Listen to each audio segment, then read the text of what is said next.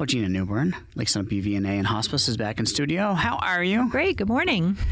First and foremost, we're just talking. Last month that you were in, you had big, exciting news about the upcoming arrival of a new family member. Yes. And it is here. So do you want to make the official announcement? Oh, sure. So, yes, my husband and I are officially grandparents for the first time to a little boy named Cooper Wayne. Cooper Wayne? Yes. Wow, that's a strong name. I knew it was Cooper. Yeah. And Wayne was my father's name, so that's really special. I love that. Yeah. Wow.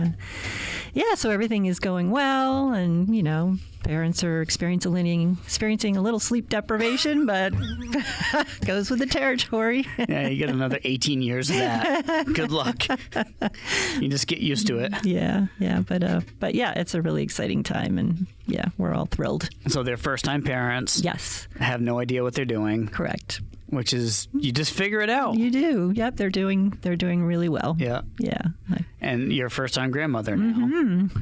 How does that feel? It's just amazing. It's hard to explain, and you hear that other people say that too. And it's been so long since I've been around a baby, so just just the miracle of it all, and yeah, it's pretty special. That's awesome. Yeah. Well, congratulations. Thank you so much. Yeah, and so you were off last week? Yes, I took last week off and went over and spent a few nights with them, just to kind of help with the transition of my son-in-law going back to work, although they have a wonderful maternity and paternity leave package. So they overlap for a couple weeks, and then he went back to work, and then when she goes back to work, he'll go back onto paternity leave. And so, wow. Yeah, it's really nice that a lot of places do that now. That's incredible, because like the old days, the husband would drop the wife off at the hospital and then drive back home. It wasn't even there for the birth. Right. And, the wife just had to deal with it, and the husband, wasn't even involved. And times have changed so much. Sure have. Which is fantastic. Yeah. And it's good for the development of a kid and for the synergy within the family. Mm-hmm.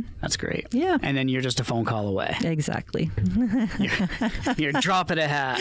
I'm not quite retired, but you need but you guys need a diaper change. I'll be there in an hour and a half. Yeah. Yeah. Well, congratulations. Thank you. Yeah. So things going well? Yes. Yeah. Things are going great at Sunapee VNA. Busy as always. And so I thought I'd talk about a couple of events that are coming up for us.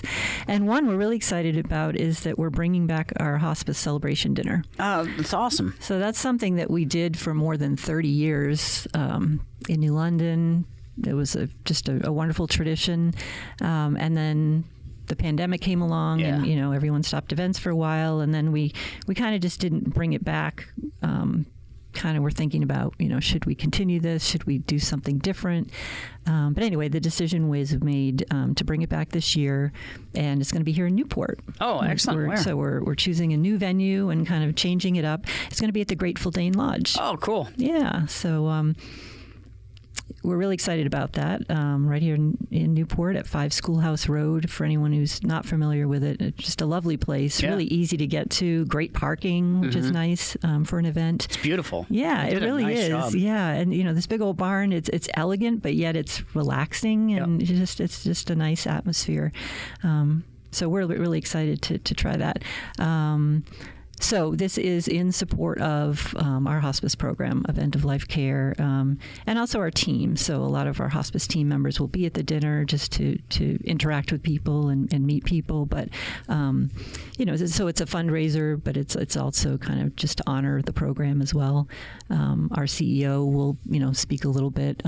We'll have a couple of the team members speak about what hospice means to them, and what they get out of it, because they often say they get out, sometimes feel like they get more out of it than the family, just being there to serve and help and support these people. And then actually a couple family members too of people who've been on a hospice are also going to tell their stories. So there'll be a really nice dinner with complimentary wine. There'll be some music.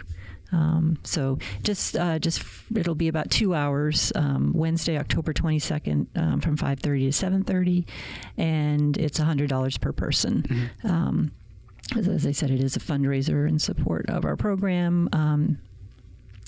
And reservations are required. So, yes. Yeah. The venue can hold up to 100 people, so that will be our max. Yeah. So that's awesome. So for anyone who's interested, Kathy Raymond is our development officer, and she's the one that plans these events. And so she can answer any questions or take reservations. You can reach her at our main number, or this information is on our website too. So people can get the phone number, the email address, or whatever from there. Sure. Yeah.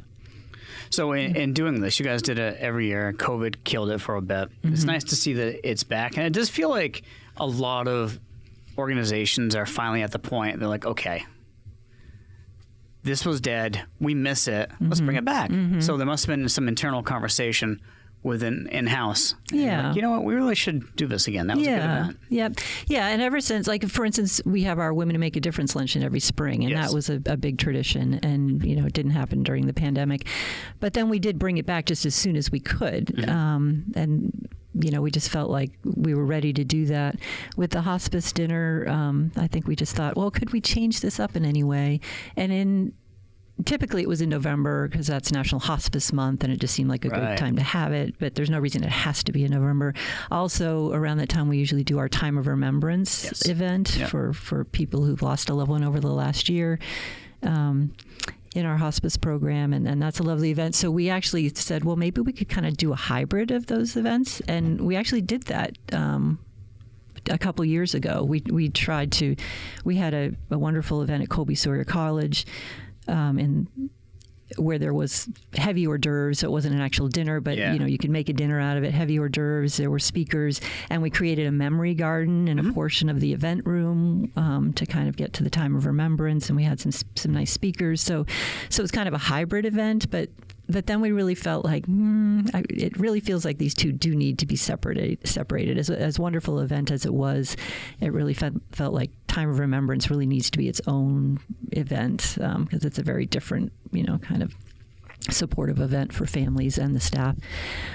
So then more conversation took place, and we decided let's just do the two events separately and continue on, but maybe change it up a little bit. Oh, absolutely. Yeah, now, who's doing the food? Do you guys know yet? Or? Kathy is working on that, so I don't have that piece of information. But well, cool. So basically, if anybody's interested in attending this dinner, it's a fundraiser for Lake Sunapee VNA and Hospice. Mm-hmm. You can go on to lakesunapeevna.org and sign up right there, or find out more info. Yep. Kathy's contact information is right there at lakesunapeevna.org. Perfect. Yeah. Now, it's hard to believe because it's just back to school and it's still technically summer, but the Christmas program, you guys are already talking about that. That we are. I think we say this every September. It's like, how did we get to September, and how are we already talking about Christmas? But yes, we are talking about Christmas because we're planning our Kearsarge Kids Christmas Program, which is another long-time tradition that we organize, but we get all kinds of help from area businesses and churches and community members and our volunteer elves that really help to make the program possible. So that's coming up, and the reason being that people can adopt a family and get a wish list of things that family would like, and so there's all kinds of coordination that goes on to make all that happen. People can also buy gift cards to put, to donate to the program as well. So basically we connect with the guidance counselors, the school nurses and town welfare officers, in the Kearsarge area to get input on families in need. So our organizing committee and elves, get that list. Then we advertise that, people in the community can adopt a family. They can call our elf line if they wish to do so and confirm the size and number of families that they'd like to adopt. And then when the lists are all ready and the families and people are all matched, then the elves get that list to the people, and they can go off and do some shopping. Mm-hmm. But like I said, people can also just purchase gift cards. We ask for Target or Walmart gift cards in the amount of $25 or $50. That just makes everything more streamlined and equal and easy to handle. And those can just be dropped off at Lake Sunapee VNA. Or people can just make a cash donation too if they just want to contribute towards the program and some of the extra things that our elves buy. Yeah. Or for any wish lists that aren't fulfilled, they can go out and do some shopping too. So, yeah. So if you want to adopt a family, you need to do so by October 24th. You could just call our main number, 603-526-4077, and the ELF extension is 356. Again, this is on our website, or will be. The gift cards just need to be dropped off by November 15th. So there's quite a bit of time for that. But just starting to get the word out because it'll be here before we know it.